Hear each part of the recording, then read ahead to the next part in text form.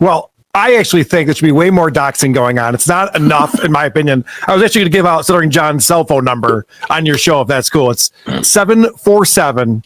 Go ahead and call Stuttering John Melendez. Shoot him a text. He loves to hear from the fans out there. I'm calling for much more doxing. I'll do the fingering. Yes. Wait, I take it back. But I don't know. I just think that... Carl, I take it back. You really are funny. That was hilarious. Carl, I dare you to go to your Reddit history right now and prove which forums you're going to. Emily wants to see your history. Come on, click on it. Look at all those Reddit unread messages from Emily. Such as Cranberry Electric coming in saying, Emily was right. Emily World Order. 1 star for you, Carly Poo. Annie, darling, please do the above in your finest Jamaican accent. Thank you. Don't read this part. Now, I would have not read that part and done what he asked, except it's a 1-star review. Yeah, that's right. I'm holding them hostage now. If you want me to do stupid bits, 5-star review. Thank you. That is the rules. And the other one comes in from. Can I address the Emily thing real quick? Please do. Yes. This Emily is wild. So she called in to be Dabbling Live, I think, recently. It was a few weeks ago. Okay. And I brought her up on this show a year or two ago, and she sent me a bunch of messages. She's convinced Opie has all these sock accounts on Reddit, and she analyzes them.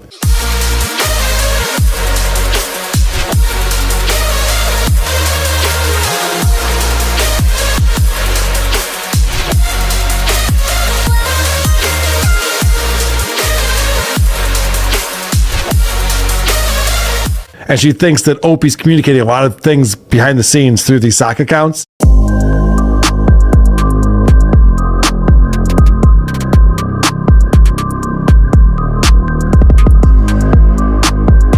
And she even references a Twitter account that she thinks is Opie's wife because it uses Opie's wife's name as the Twitter account, even though it's only tweeted twice and has 0 followers. And both those tweets are things that are very personal that you wouldn't tweet out.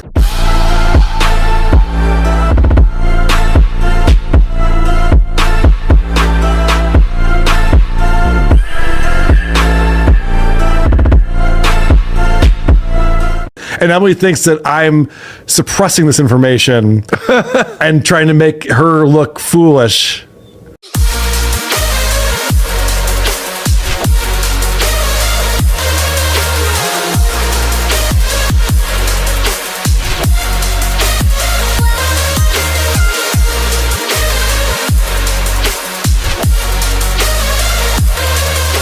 So she's got a lot of theories. She thinks that I'm gatekeeping what's really going on. We all know that Opie has had a Reddit sock account that he denies. A lot of these guys who say, but by the way, everyone here is like these friends of mine or my enemies or pretend to be someone else. Those are always the people with sock accounts who are doing just that. No, we can say it right here. It's an account called Lil Chan that talks exactly like Opie. So much like Opie that you're like, this is probably someone trying to pretend to be Opie. There's no way of knowing. They only defend Opie, but it's like they speak in a super tip way of, it's all quotes. It's all what you'd expect. What are you talking about? Exactly.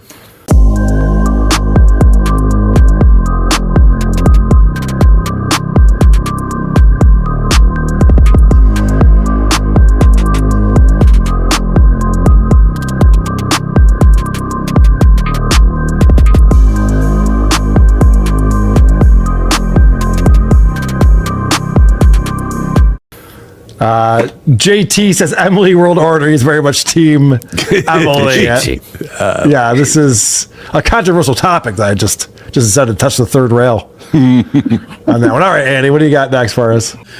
The Kinky Loco, Karl Feder's Emily World Order, EWO. Wow. Emily's really been exposing me. I'm be dabbling live lately, and oh yeah, what are you doing? So she thinks that she's uncovered. I shouldn't say she thinks. She knows. Oh. She's uncovered Opie's sock accounts. Whoa. Yeah. She knows that Opie is spending most of his day on the O&A forum message board and on subreddits. Wow. And he's revealing a lot of personal information about himself because he doesn't think anyone's wise to him, but Emily is on to him. So why are you getting flack from Emily? So I didn't think that what she discovered was actually Opie. Oh, no. You doubted Emily? I doubted Emily. I know. I'm such a fool. And then in the middle of lunch, I'm like, "What are you doing?" And he goes, "Oh, I'm sending out some troll tweets." And I'm like, and then he shows me. He's like, "Oh yeah, I got all these accounts. Here's my regular one that I tweet you or talk to you with, and then here's all my other ones that I'm trolling this person. I don't want to mention names. I'm trolling this person with this account, and then over here this account I'm trolling." It's very, very easy. And then with the YouTube, same thing, because Google allows you to just make multiple accounts. It's crazy, absolutely crazy. We all know that Opie has had a Reddit sock account that he denies. A lot of these guys who say, but by the way, everyone here is like these friends of mine or my enemies or pretend to be someone else. Those are always the people with sock accounts who are doing just that. And then she also found Opie's wife's Twitter account. That was tweeting some pretty wild shit about their personal lives, just publicly. And for some reason, I thought maybe that wasn't actually Opie's wife.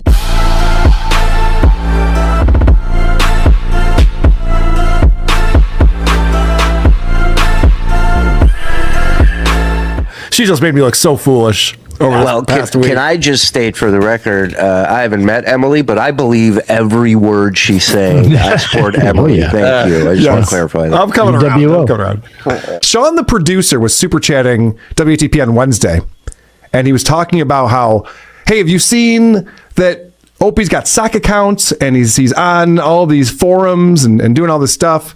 I said, no, email me. Let me know what you're talking about.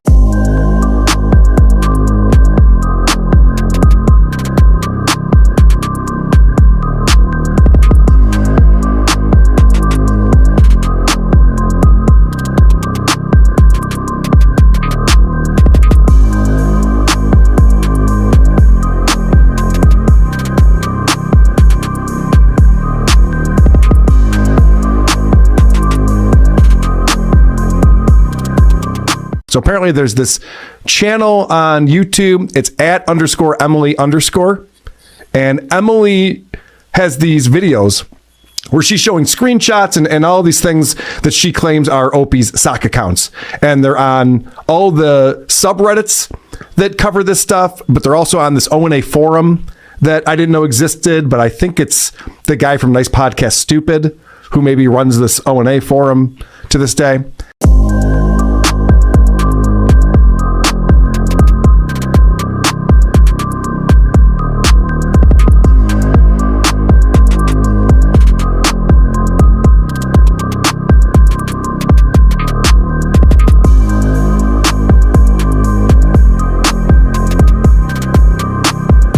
She's claiming that he's spending all day on the computer and just defending himself and talking mad shit about Anthony and Jim Norton. I'm going to show you just a little bit of this video, and then we can talk about whether her theory is correct or not.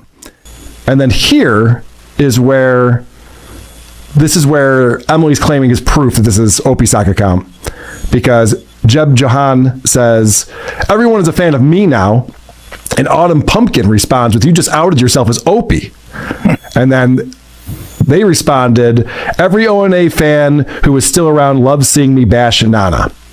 So she thinks that that's evidence that this is Opie. I think it's just the opposite. I think it's someone who wants people to think that it's Opie. Yeah. Opie would not be writing these things. It wouldn't make any sense for him. Opie's burner account and Anthony's burner account. Opie and Anthony are fighting with each other on Twitter. It's been going on for days. What are the fake names? There's Jebediah Johansson, who's Opie. Opie says, Opie is set for life, Nana, and Nana is going broke. I wasn't sure how I was going to present this, because I read the note from Emily, I read the note from Sean, the producer, and I went, oh, well, this is really interesting if Opie's got a sock account and spends all day online defending himself, and she's claiming that the family's left him and all this stuff. I think that she's falling for this. We all know that Opie has had a Reddit sock account that he denies. A lot of these guys who say, but by the way, everyone here is like these friends of mine or my enemies or pretend to be someone else. Those are always the people with sock accounts who are doing just that.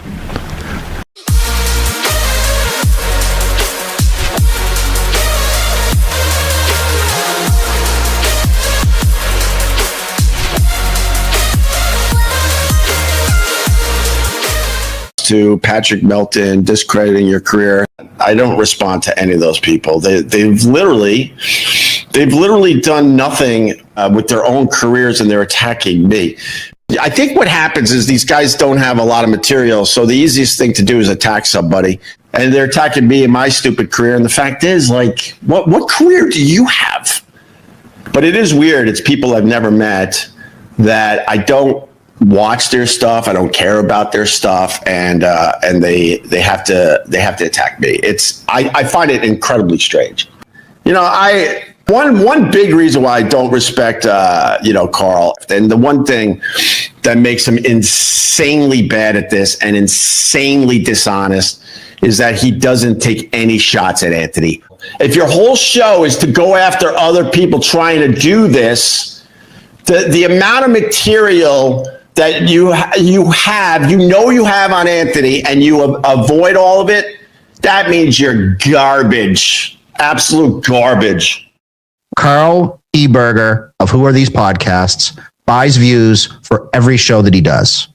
Clip it, go back and tell him and let him deny it. It's the truth. He buys views. Shuli buys views. You have to make it look like you have 1,000 viewers. It's because you're afraid that people will know that you're not really the cat's meow that you think you are. So it's a very sad state of affairs.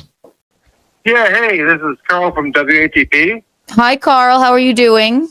John, how's it going, buddy? How you doing?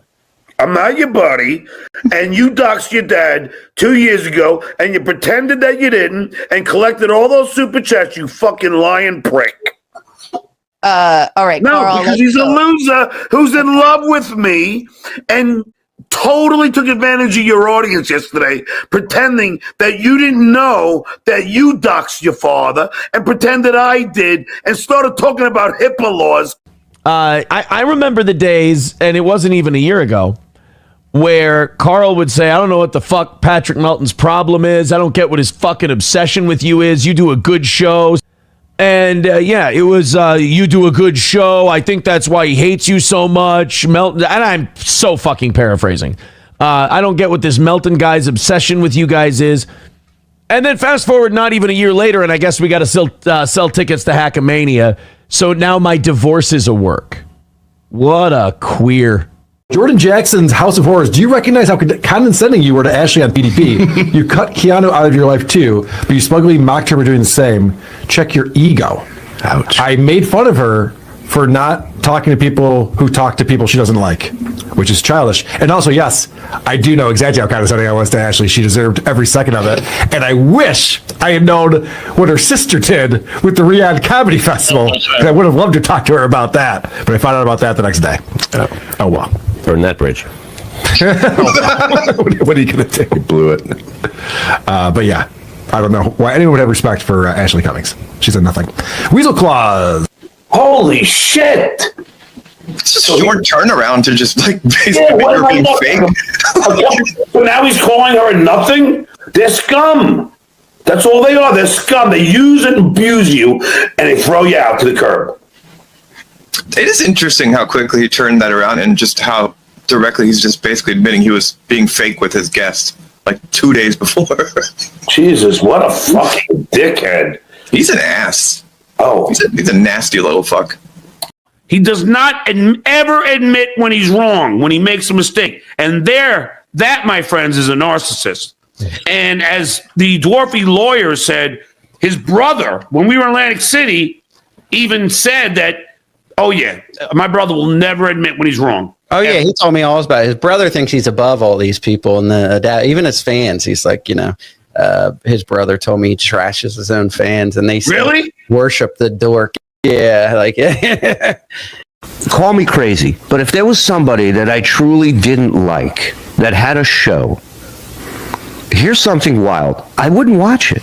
I wouldn't devote my life to fucking watching somebody that I can't stand and yelling and making every conversation, every tweet about that person.